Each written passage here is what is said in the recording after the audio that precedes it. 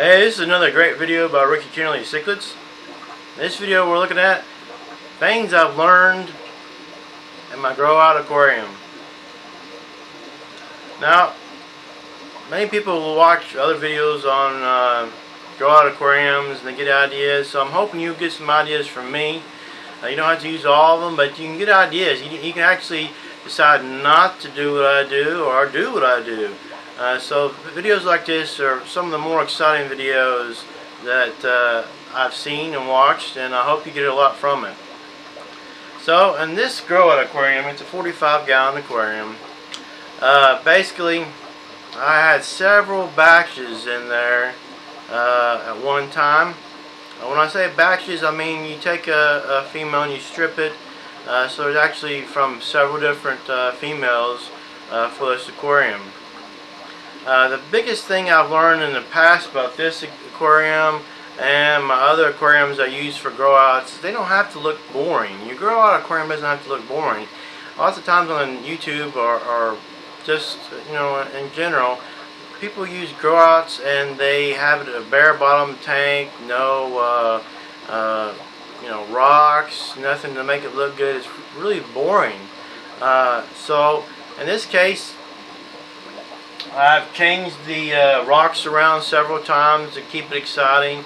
I haven't shown this in a while, but I have plants in here and I have sand substrate, which is really good.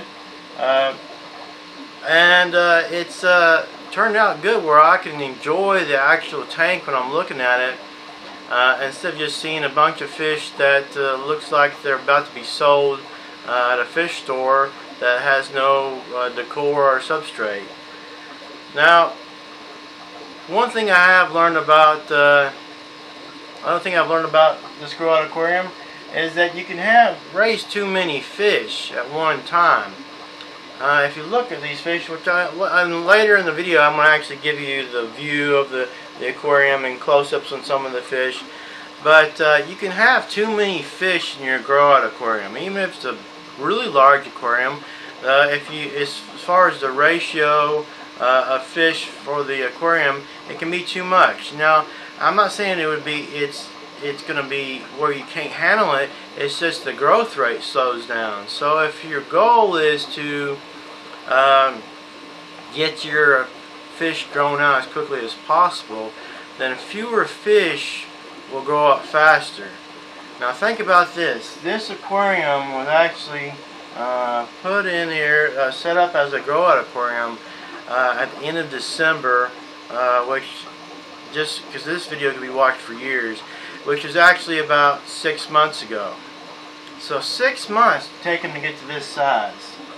Now, a lot of you are not going to be, you know, raising fish commercially, but if you're in a town that has a lot of fish stores and you're taking the fish to different stores, which like I did in the past when there was more fish stores around, you may want to do you know, a lot at one time. But if you're wanting to grow them out and have them where they actually have color and a good size where people want them to buy them at, fewer fish is going to allow them to grow up faster. So that's another thing you need to consider. Now in this aquarium, if you look, there's a lot of fish in here, right? There's a lot of fish.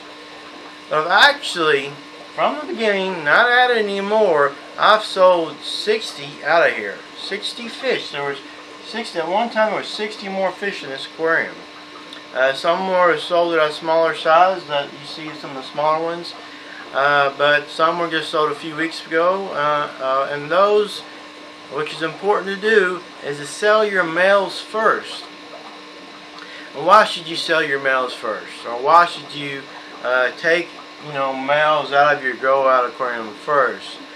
The reason being is there's a lot of other fish in here that may be males that are not showing coloration, and they will color up faster and grow faster with less competition. So if you sell your males first, your other fish that are males in the aquarium will color up quickly, and so that will help your sale pattern, because most people like to buy male Peacock Cichlids.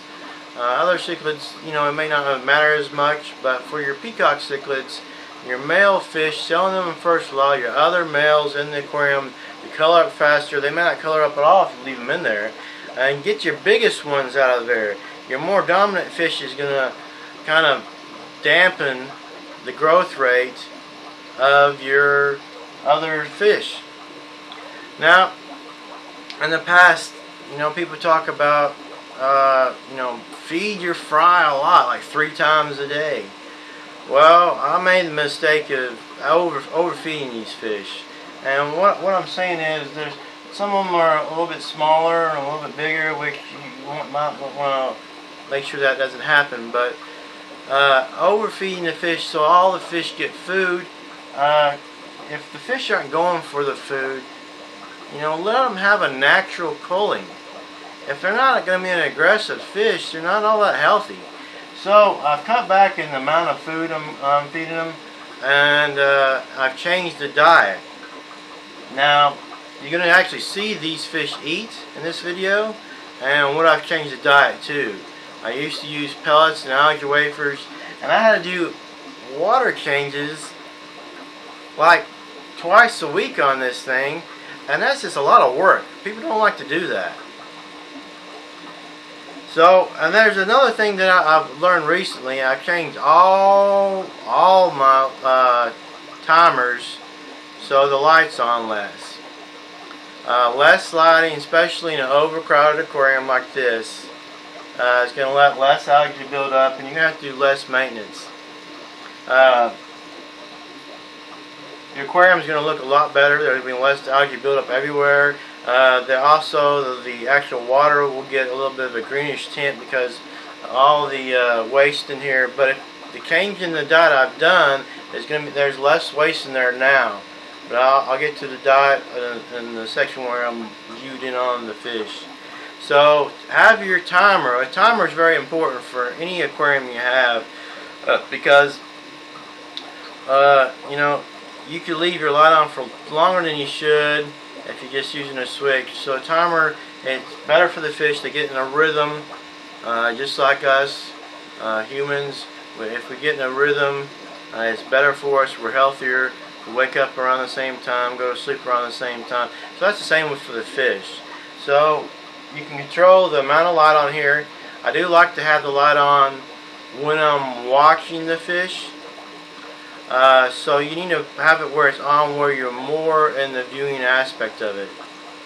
So I'm going to talk a little bit more things while I'm actually showing you the fish. I'm going to actually show you what I've changed the diet to these fish to increase their growth rate and also their coloration, how quickly they color up.